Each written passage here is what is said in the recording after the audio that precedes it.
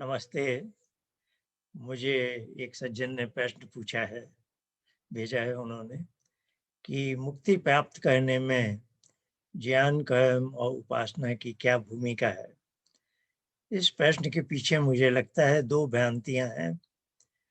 एक तो यह कि जैसे कर्म फल से मुक्ति मिलती हो, अर्थात कर्मों का फल के रूप में मुक्ति प्राप्त होती है, जो कि सही नहीं है। दूसरी भ्रांति एक सूत्र है सांख्य दर्शन में, ज्ञानात् मुक्ति। इसके शब्दार्थ इसका यह है कि ज्ञान से मुक्ति प्राप्त होती है। तो ऐसी एक भ्रांति चल रही है कि जैसे हमने पुस्तकों से या अध्यापकों से कुछ ज्ञान प्राप्त कर लिया, उस प्रकार के ज्ञान से मुक्ति मिल जाती है। यहाँ इस सूत्र में ज्ञान का अर्थ है साक्षात्कार करना, पुस्तकीय ज्ञान नहीं अपितु साक्षात्कार का। वो भी एक विशेष प्रकार का ज्ञान है, पुरुष और प्रकृति का विवेक, जिसको विवेक ख्याति कहते हैं, जो उपासना की अंतिम परिणति है। धर्म में एक समाधि, उस तरह की बातें हैं जब चित्त और पुरुष को दो अलग अलग तत्व स्पष्टतः दिखने लग जाते हैं, तो उसको विवेक ख्याति कहते हैं। तो उससे उस प्रकार के ज्ञान से मुक्ति मिलती है। तो आइए हम इस पर थोड़ा विचार करते हैं। सबसे पहले तो ये जानना चाहते हैं कि हमें बंध क्यों होता है, जो हम बंधन में आ जाते हैं। ऐसा कहा जाता है कि जो हमारा आत्म तत्व है, उसको बुद्धि तत्व से जोड़ दिया गया है। उसको हृदय ग्रंथि बोलते हैं। जैसे ईश्वर ने एक गांठ बांध दी हो, और मैं और मेरा बुद्धि तत्व, ये हम दोनों इधर खोपड़ी में कहीं पर एक छोटी सी गुफा है, उसमें है हम, और ऐसे करके इस संसार में भेजे गए। तो ये बात हमें बांधा क्यों गया, ये गांठ क्यों बांधी गई? इसका एक कारण बताते हैं कि अविद्या है। इस तरह से योग दर्शन में एक सूत्र आता है, दूसरे अध्याय का चौथा, दूसरे अध्याय का 7वां सूत्र है कि हमारे दुखों का क्या कारण है। यह संयोग है, जिसको मैंने अभी बताया कि पुरुष अर्थात आत्म तत्व को बुद्धि के साथ बांध दिया गया था। ये संयोग कहलाता है, और इस संयोग का कारण बताते हैं दूसरे अध्याय में 24वें सूत्र से कि अविद्या है। सांख्य दर्शन में इसी को अविवेक कहा है। कहने का तात्पर्य यह है कि मैं अविद्या से ग्रस्त हो जाता हूँ, और इस प्रकार से मुझे बंध में आना पड़ता है इस संसार में। अविद्या, जैसा आप जानते हैं, योग दर्शन में दूसरे अध्याय के आरंभ में एक क्लेश के रूप में बताया गया है। और अविद्या एक मुख्य तरह का क्लेश है कि अविद्या से ही अन्य क्लेश, अस्मिता, राग, द्वेष, अभिनिवेश, ये 5 क्लेश हैं जो मुख्यतः अविद्या से जन्म लेते हैं। यहाँ अविद्या का वैसा अर्थ नहीं है जो जनसामान्य के मन में आएगा। जैसे एक बच्चा अविद्या से ग्रस्त है, उसने विद्या नहीं प्राप्त की है, तो यह जो है विद्याहीनता, इसको यहाँ अविद्या नहीं कहा गया। अविद्या यहाँ है दुष्ट विद्या, दुष्ट ज्ञान, गलत ज्ञान हमने प्राप्त कर लिया है, मिसकंसेप्शन जिसको कह सकते हैं। वो भी एक विशेष प्रकार का है कि अनित्य को नित्य मान लेना, अशुचि को शुचि मान लेना, और दुख को सुख मान लेना, और अनात्म तत्व को आत्म तत्व मान लेना। ये एक विशेष प्रकार क्या दुष्ट ज्ञान जो है, इसको महर्षि पतंजलि ने योग दर्शन में अविद्या कहा है, और इसको क्लेश परिवार में गिनाया गया है।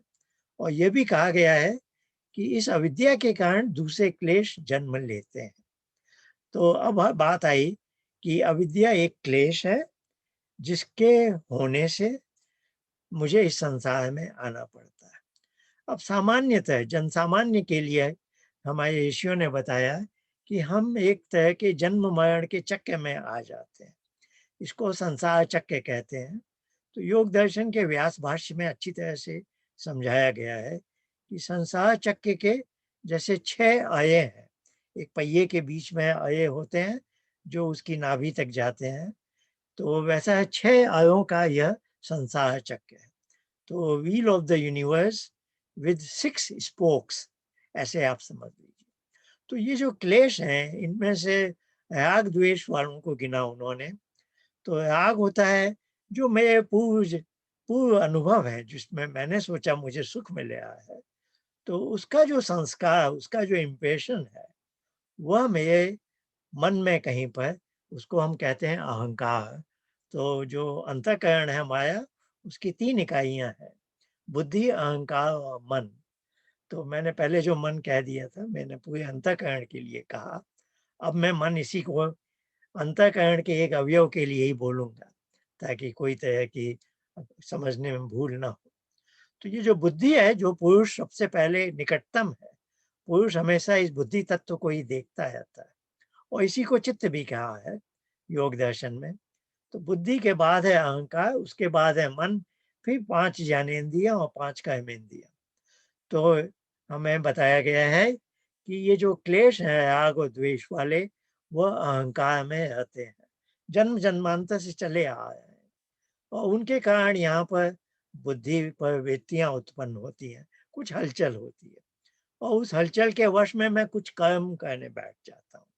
तो राग के संस्कार के वश में मैं कुछ कर्म करता हूँ कि मुझे अमुक प्रकार के सुख की प्राप्ति हो। तो कर्म भी 2 प्रकार के हैं, धर्म और अधर्म। तो हम चाहते तो हैं धर्म के ही कर्म करें, लेकिन अनजाने में हमसे कभी-कभी अधर्म भी हो जाता है। तो कर्म फल सिद्धांत के अनुसार धर्म कर्म का फल हमें सुख मिलता है और अधर्म का दुःख मिलता है। तो अब आप समझ गए होंगे कि ये 3 युग्म है, राग और द्वेष। राग द्वेष के फल स्वरूप हम कर्म कर बैठते हैं जो धर्म अधर्म के होते हैं और धर्म अधर्म के परिणाम स्वरूप जिनसे कर्माशय बनता है, फिर कर्म विपाक होता है तो मुझे फल मिलता है। तो वह फल सुख दुःख के रूप में मिलता है। तो ये 3 युग्म आप ध्यान रखेंगे, राग द्वेष, धर्म अधर्म और सुख दुःख। अब सुख दुःख जो है नया अनुभव मिला, इससे भी मुझे अच्छा लगा ये अनुभव मिले और इनके भी संस्कार बन गए। तो ये सुख दुःख फिर एक नए संस्कार बना देते हैं राग द्वेष के। तो ये एक संसार चक्र चलता रहता है। इसका परिणाम ये होता है कि जिस अविद्या रूपी क्लेश के कारण मैं इस संसार में आया और इस संसार में मैंने जीवन यापन इसी ढंग से किया और फिर इस तरह से मैंने और भी नए क्लेश बना लिए। तो नए क्लेश जो राग द्वेष के और बन गए हैं, अब मृत्यु के बाद मैं फिर संसार में आऊँगा। तो ये संसार चक्र असल में जन्म मरण का चक्र बन जाता है। तो यह हमें समझाया गया है ऋषियों के द्वारा कि यदि हम इस ढंग से जीवन यापन करते हैं, तो बार-बार हमें जन्म और मृत्यु का सामना करना पड़ेगा। तो इससे निकलने का उपाय क्या है? तो यही बंध है और बंध से निकलने का, इस चक्र से निकलने के उपाय को, निकलने की क्रिया को मुक्ति कहते हैं, मोक्ष है, अपवर्ग आदि इसके नाम है। तो हमने अभी बंध का आशय समझ लिया है कि हम इस संसार में आए हैं क्योंकि कुछ क्लेश था, अविद्या रूपी क्लेश था और यदि इसी ढंग से हमने जीवन यापन किया तो कर्म किए, धर्म या अधर्म वाले, कर्माशय बना, उसके कारण कर्म विपाक हुआ, कर्मों का फल मिला, फिर सुख दुःख बने, फिर नए राग द्वेष, तो वापस जाएँगे तो फिर हमें क्लेश के वश में फिर से यहाँ जन्म लेना पड़ेगा। तो इसको हमने समझ लिया है। अब मुक्ति के लिए देखिए, इस संसार चक्र को समझने से 2 बातें बड़ी स्पष्ट हो जाती हैं कि हमें, जो हम वैदिक धर्म को जानते हैं और हम पुरुषार्थ चतुष्टय को मानते हैं, धर्म अर्थ काम मोक्ष, अर्थात मनुष्य जीवन का अंतिम उद्देश्य है मोक्ष की प्राप्ति, तो हमें सजग होना पड़ेगा। तो पहली बात तो यह है कि हमें ऐसा कुछ करना पड़ेगा कि हमें नए क्लेश हम पैदा ना करें। इस जीवन में नए क्लेश और उत्पन्न नहीं होने चाहिए और कोई एक ऐसा भी ढंग होना चाहिए कि जो क्लेश के वश में मैं इस संसार में आया, उससे किसी तरह से मुझे छुटकारा मिल जाए। तो ऋषियों ने यही सोचा। तो इसके लिए उन्होंने हमें बताया कि देखिए, हम मनुष्य तो कर्म योनि है, कर्म तो हमें करने ही है, कोई वन्य वे कर्माणि जिसी विशेष शतम क्षमा। लेकिन कर्म ऐसे करो कि जो इसका कर्माशय न बनता हो। तो ये एक नई शिक्षा हमें मिली, क्योंकि अभी तक सामान्य व्यक्ति यही सोचता है कि हम धर्म के कर्म करें, लेकिन धर्म के कर्म कहते हुए भी फिर से संसार में आना पड़ेगा। तो अब ये धर्म और अधर्म रूपी जो दो कर्म हैं, इनके अलावा तीसरा कर्म क्या हो सकता है? तो वही योग दर्शन में चौथे अध्याय में 7वें सूत्र में हमें बताया कि योगियों के कर्म होते हैं अशुक्ल अकृष्ण, न धर्म न अधर्म वाले। तो ये एक पहेली है कि ऐसा कौन सा कर्म है जो न धर्म है न अधर्म है। तो इसको हम समझने का, इसको आप जानते हैं मोटे तौर पर, कोई नई बात नहीं हम मैं बताने वाला आपको। इसको हम मोटे तौर पर कहते हैं निष्काम कर्म। तो अभी तक जो धर्म और अधर्म वाले कर्म की चर्चा हुई थी, वे कहलाते हैं सकाम कर्म। तो अब एक ऐसा कर्म करने का ढंग जो यदि मन में वैराग्य भाव आ जाए, तो देखिए वैराग्य भाव आएगा तो आप राग द्वेष की चपेट में नहीं आएंगे। तो वैराग्य भाव के वश में जो कर्म किए जाते हैं, उनको हम कहेंगे निष्काम कर्म।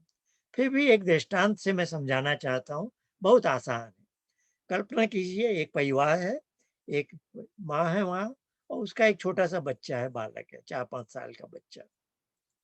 माँ ने उस बच्चे से कहा, बेटा तुम अपने कक्ष में अपने कमरे में जाओ, चीजें थोड़ी अस्त व्यस्त हैं, सब ठीक करके आ जाओ। वह बेटा गया, सब ठीक करके आ गया। उसने कहा माँ मैंने वो काम कर दिया। माँ ने कहा बहुत अच्छे बेटे, ठीक हो गया। अब यह है परिवार नंबर 1। अब दूसरे परिवार में भी यही, माँ ने बच्चे से कहा जाओ अपने कमरे को सब व्यवस्थित करके आ जाओ। वो बच्चे ने थोड़ी आनाकानी की, हिलने डुलने में जैसे कुछ उसको रुचि नहीं है ऐसे। तब माँ ने उसे कहा जाओ तुम ये काम कर दो, फिर आओगे तो मैं तुम्हें एक मिठाई दूंगी। तो बच्चे ने कहा अच्छी बात है। फिर बच्चा गया, वो काम करके आ गया। बच्चे ने कहा माँ मैंने वो काम कर दिया। माँ ने बच्चे को मिठाई दे दी। ये भी अच्छी बात है, कोई बच्चा अच्छा ही है, काम कर दिया है, बदले में मिठाई भी मिल गई उसे। अब तीसरे बच्चे के पास हम जाते हैं, ये तीसरा परिवार है। वहां भी माँ ने बच्चे से कहा कि ये काम कर दो, करके आओगे तो पहले तो हिला डुला नहीं। फिर माँ ने कहा कि तुम करके आओगे तो तुम्हें मिठाई देंगे हम। फिर वो चला गया। थोड़ी देर के बाद आया और उसने माँ से बोला, अब इस बच्चे ने, ये दूसरे बच्चे से थोड़ा अलग है। पहले बच्चे ने तो मिठाई की बात ही नहीं सुनी, वो चुपचाप ही कह के आ गया। दूसरे बच्चे ने मिठाई के लाभ की आशा में काम किया, काम करके आ गया और उसने मिठाई ले ली, अच्छी बात है, कोई बुराई नहीं है इसमें। तीसरे बच्चे ने झूठ बोल दिया। ऐसे कल्पना करना, 4-5 साल का बच्चा झूठ नहीं बोलेगा, लेकिन मैं एक दृष्टांत बता रहा हूँ समझाने के लिए। कल्पना कीजिए इस बच्चे ने काम तो किया नहीं, थोड़ी देर के बाद ऐसे ही आ गया, माँ से बोला मैंने कर दिया है, झूठ बोल के। फिर माँ ने तो इतनी जांच नहीं की, माँ ने उसको मिठाई दे दी। अब ये जो 3 बच्चे हैं, इनके कर्मों पर हम ध्यान देंगे। तो ये दूसरे और तीसरे बच्चे ने इस आशा में काम करने के लिए वो गए थे कि इस कर्म का कुछ फल मिलेगा। ये उनका सकाम कर्म था। दूसरे बच्चे ने धर्म का मार्ग अपनाया, उसने झूठ नहीं बोला, उसने काम किया और बदले में मिठाई ली। तीसरे बच्चे ने दुर्भाग्य से अधर्म का रास्ता अपनाया, झूठ बोल के आ गया कि मैंने कह दिया और मिठाई भी ले ली। उसने अधर्म का रास्ता, अधर्म का लोभ, मिठाई के लालच में कह दिया और बदले में अभी तो मिठाई मिल गई है, बाद में इसका परिणाम बच्चा पता नहीं कैसा बनेगा। झूठ अभी बोलने लगा है तो ये अधर्म का रास्ता उसने अपनाया। अब ये पहले बच्चे ने जो किया, उससे हम पूछे भाई तुमने ये काम क्यों किया, तुम्हें बदले में तो कुछ भी नहीं मिला। वो कहेगा मेरी माँ ने कहा मैंने कह दिया। बहुत सीधी सी बात है, क्योंकि उसका अपनी माँ से एक तरह का संबंध है, एक तरह का लगाव है कि मेरी माँ ने मुझसे ये अपेक्षा की और मैं कर देता हूँ, बहुत स्वाभाविक है। और ऐसे बच्चे होते हैं, इसमें कोई बहुत हमें कल्पना करने की जरूरत नहीं है। बहुत से ऐसे बच्चे होंगे जो माँ ने कहा या पिताजी ने कुछ कहा और बात मान ली, कर दिया काम, उनके लिए बड़ा स्वाभाविक है। उनसे पूछे क्यों किया, माँ ने मुझसे अपेक्षा की, मैंने कह दिया, मैं उनका बेटा हूँ, बात सीधी सादी है। ये बच्चे का जो कर्म है, इसको योग दर्शन में उन्होंने कहा योगियों के कर्म कैसे होते हैं, अशुक्ल अकृष्ण। हम इसको बोलचाल में अभी कहेंगे निष्काम कर्म है, क्योंकि यह अब निष्काम कर्म का संबंध है उस बच्चे का माँ से संबंध। वैसे ही इस जगत में कुछ मनुष्य ऐसे हैं, उन्हें कर्मों के फल की आशा नहीं है। वो बस ईश्वर से इस प्रकार से जुड़े हैं कि जैसे ईश्वर मेरी माता है, ईश्वर मेरी पिता है, मेरा पिता है और उसने मुझे इस संसार में भेजा है। मैं उसका पुत्र हूँ और यह ईश्वर पुत्र या पुत्री हूँ। ये तो उसका पुत्र होने के नाते मुझे ये भले कर्म तो करने ही है। वो फल की आशा से कहता ही नहीं है। जैसे पहले बच्चे ने मिठाई का नाम आते ही की ज़रूरत ही नहीं थी, उसने तो माँ ने बोला और कह दिया। वैसे ही जो मनुष्य ईश्वर से इस स्तर से जुड़ जाते हैं कि ईश्वर की ये अपेक्षा है एक अपने पुत्र से, अपनी पुत्री से और वे स्वाभाविक ढंग से वो काम करते हैं। उनको तो कर्म फल की आशा ही नहीं है। उन्हें भी मालूम है अच्छे कर्मों का फल धर्म का करने से फल सुख मिलता है, लेकिन वो इसके ऊपर है। इस बात को समझना बहुत आवश्यक है कि योग मार्ग में जाने के लिए यह एक एटीट्यूड, इसी को कहा गया है ईश्वर प्रणिधान। ईश्वर प्रणिधान क्या है कि मेरे सारे कर्म उसको समर्पित है। कर्म का जो भी फल है वो भी उसका, मैंने कर्म उसके बिहाफ पर किए हैं। जैसे जैसे मैं तो उसका बेटा हूँ या उसका सेवक हूँ, उसकी मुझसे अपेक्षा है, मैंने कह दिया। जैसे स्वामी की अपेक्षा क्या, कर्मचारी काम कर देता है। एक दुकान का नौकर है, जो लाभ हानि होगी दुकान के मालिक की होगी, पर वो उससे मालिक लाभ हानि से मतलब नहीं है। वो तो है कि जो मुझे स्वामी ने कहा मैंने कर दिया। तो वैसे ही जो व्यक्ति ईश्वर से इस ढंग से जुड़ा हुआ होता है, उसके कर्म अलग तरह के होते हैं और वह संसार चक्र से कोई मतलब ही नहीं है, क्योंकि उसके कर्मों से कर्माशय नहीं बनाया और कोई उसका कर्म फल नहीं मिलने वाला। ये निष्काम कर्म है। तो जिस क्लेश के वश में उस संसार में आ तो गया है, लेकिन अब वो क्लेश को अकाउंट बढ़ा नहीं रहा। क्लेश के लेजर बुक में नई एंट्री नहीं हो रही है, क्योंकि वह निष्काम कर्म में लगा हुआ है। अब प्रश्न उठता है कि ये व्यक्ति जो क्लेश लेके आया था, जिसके कारण उससे हम कैसे पीछा छुड़ाएं? उसके लिए योग दर्शन में बड़ा अच्छा उपदेश है कि ध्यान उपासना का अभ्यास कीजिए। तो ध्यान उपासना से जो विवेक ख्याति तक हम पहुंच जाते हैं, उस विवेक ख्याति के बाद एक धर्म में एक समाधि बोलते हैं। ये समाधि की उच्च अवस्थाएं हैं, समाधि की कई ग्रेडिंग्स हैं, है ना? तो उसमें आगे आगे बढ़ते बढ़ते कहते हैं एक अवस्था ऐसी आती है जब बीज दग्धवत हो जाते हैं, कि जो क्लेश के बीज हम लेकर आए थे या इस जन्म में थोड़े और बढ़ भी गए हों, तो भी ज्यादा तो नहीं बढ़े, क्योंकि वो निष्काम कर्म के रास्ते पर लगा हुआ है। योग मार्ग को उसने अपना लिया है, ईश्वर परिधान की भावना उसमें है। लेकिन फिर भी जो थोड़े बहुत क्लेश और बढ़ भी गए, तो अब ये उपासना के मार्ग पर चलकर, विवेक ख्याति से आगे चलकर जो पुरुष और प्रकृति का जो साक्षात्कार करता है, वह जो विशेष ज्ञान है, यहाँ किताबी ज्ञान नहीं है। किताब में तो सब पढ़ के हम बोलते हैं कि आत्मा अलग है, मन अलग है, बुद्धि अलग है। ये सब तो पढ़ के हम सभी जानते हैं कि ये जड़ है, ये चेतन है, ये परिणामी है, ये अपरिणामी है। इस तरह की बातें तो बहुत से लोग जानते हैं। केवल इतने जानने मात्र से ज्ञान में हमें ये बात भी याद रखनी होगी।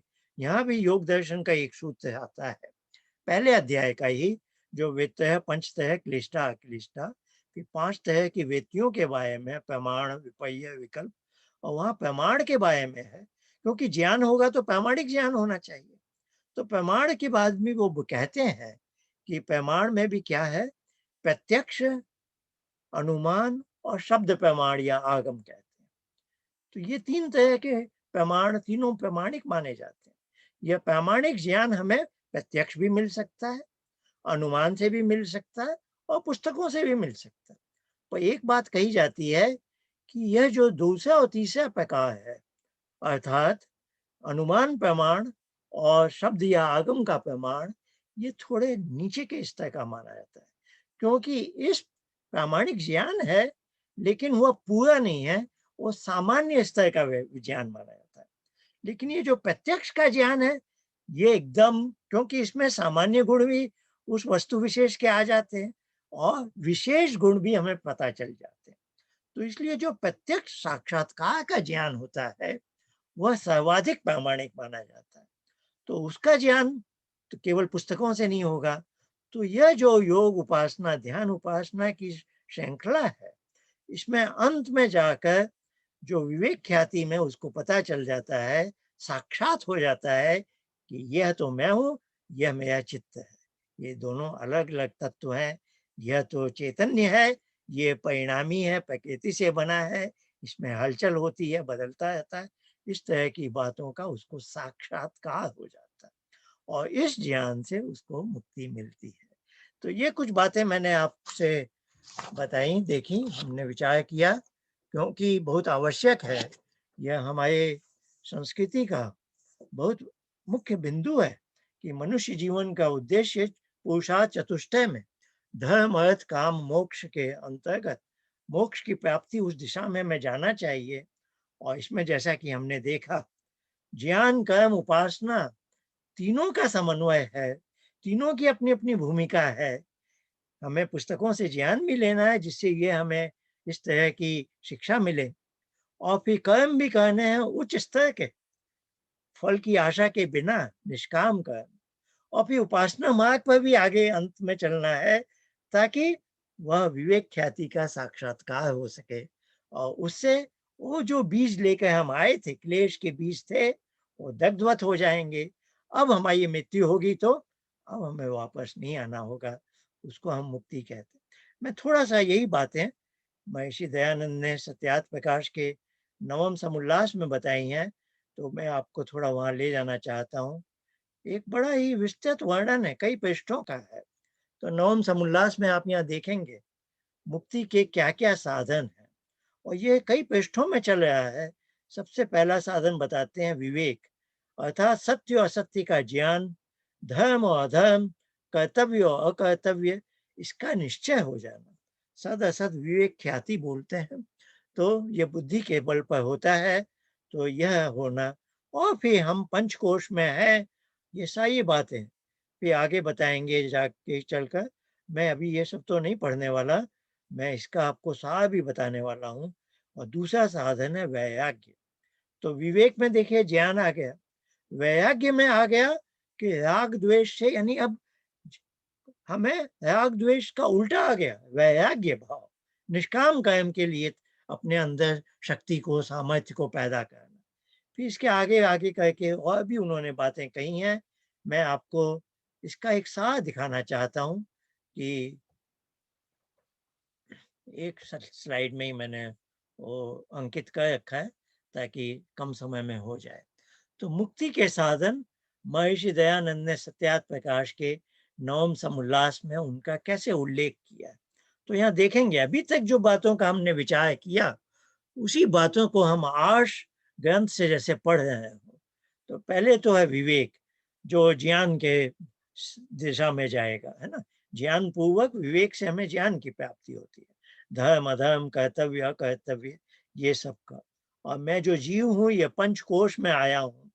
मैं जो जीव हूँ, मेरी तीन अवस्थाएं हैं, जागृत अवस्था, स्वप्न अवस्था, सुषुप्ति। और इसी से तुरीय अवस्था को भी पाना, जिसका जिसकी परिगणना उन्होंने अगली पंक्ति में की है कि हमारे चार शरीर हैं, स्थूल, सूक्ष्म, कारण और तुरीय शरीर। ये शब्दावली है, सत्यार्थ प्रकाश से मैंने ली है। तो ये पहले साधन विवेक के अंतर्गत आते हैं। मुक्ति का दूसरा साधन वो बताया है वैराग्य। तो वैराग्य तो आप समझ ही गए कि राग द्वेष से उल्टी चीज है, उसकी जैसे एंटीडोट है ये। यानी हमें और राग द्वेष को नहीं पैदा करना है और क्लेश को पैदा ही नहीं करना। तो विवेक से सामान्य ज्ञान प्राप्ति हो गई। अब उस मोक्ष मार्ग की दिशा में आगे बढ़ना है, तो कर्म हमें एक विशेष प्रकार के करने हैं, जो हमने कहा निष्काम कर्म। तो वह जो शिक्षा हमें मिल रही है वैराग्य भावना से। फिर हमें जो कुछ भी प्राप्त हो रहा है वह षटक संपत्ति बोलते हैं, श्रम, दम, उपयति, तितिक्षा, श्रद्धा, समाधान। आप इसका विस्तार देख सकते हैं सत्यार्थ प्रकाश में। फिर एक चीज अंदर उदित होती है, मुमुक्षुत्व। मुमुक्षु कहते हैं जिसे मोक्ष की बड़ी अभिलाषा है, बहुत इच्छा है। जैसे पिपासा है, पानी पीने की इच्छा, बहुत अधिक प्यास लगी है। बुभुक्षा है, भूख जब ज्यादा लगती है तो भोजन खाने की इच्छा। जिज्ञासा है, ज्ञान प्राप्ति की इच्छा। वैसे ही मुमुक्षु उसे कहते हैं जिसको मोक्ष प्राप्ति की बहुत इच्छा। तो हम जो 50-60 वर्ष के ऊपर के हैं, उन्हें इस सब में रुचि लेनी चाहिए, क्योंकि अब हमारे जाने के दिन आने वाले हैं। तो हमें अपने आप को उस दिशा में ले जाना है और यत्न करना है अधिक से अधिक कि मोक्ष तक न भी पहुँचे तो उस रास्ते पे जितना अधिक पहुँच सके। तो मुमुक्षुत्व के लिए बताते हैं 4 अनुबंध हैं। अधिकारी, संबंध, विषयी और प्रयोजन। और फिर उसके 4 श्रवण चतुष्टय। श्रवण करना, मनन करना, निधिध्यासन और यहाँ आ गया वो साक्षात्कार वाली बात, जो ज्ञानात मुक्ति सांख्य सूत्र की हमने बात की थी, उसकी अंतिम परिणति पुरुष विवेक। और फिर बड़ा स्पष्ट कहते हैं, देखिए महर्षि दयानंद अंत में क्या लिखे हैं 5वें साधन, योगाभ्यास और विज्ञान से। यहाँ जो साक्षात्कार वाला ज्ञान है उसका नाम दिया उन्होंने विज्ञान। ये विज्ञान साइंस वाला नहीं है, ये विज्ञान विशेष ज्ञान है जो हमने साक्षात्कार करके प्राप्त किया। तो योगाभ्यास की परिणति ऐसी हो कि मुझे विज्ञान की प्राप्ति हो जाए। उससे फिर क्या होगा, पांचों क्लेशों को छुड़ाकर, जो हमने बात की कि बीज दग्धवत हो जाते हैं, वो छुड़ाकर अब मुक्ति में क्या है, ब्रह्म को भी प्राप्त करना और मुक्ति के परमानंद को। मैं यहाँ सुख दुख भोग नहीं है, यहाँ परमानंद में आनंद स्वरूप भाव में मग्न हो जाना परमानेंटली, है ना। तो यह हमने देखा कि ज्ञान कर्म उपासना तीनों का बहुत सुंदर समन्वय है इस मोक्ष के मार्ग में, और इन सबको सही सही ढंग से प्राप्त करना हमारा उद्देश्य है। आप सबने ध्यान से सुना, बहुत धन्यवाद। नमस्ते, फिर कभी मिलेंगे।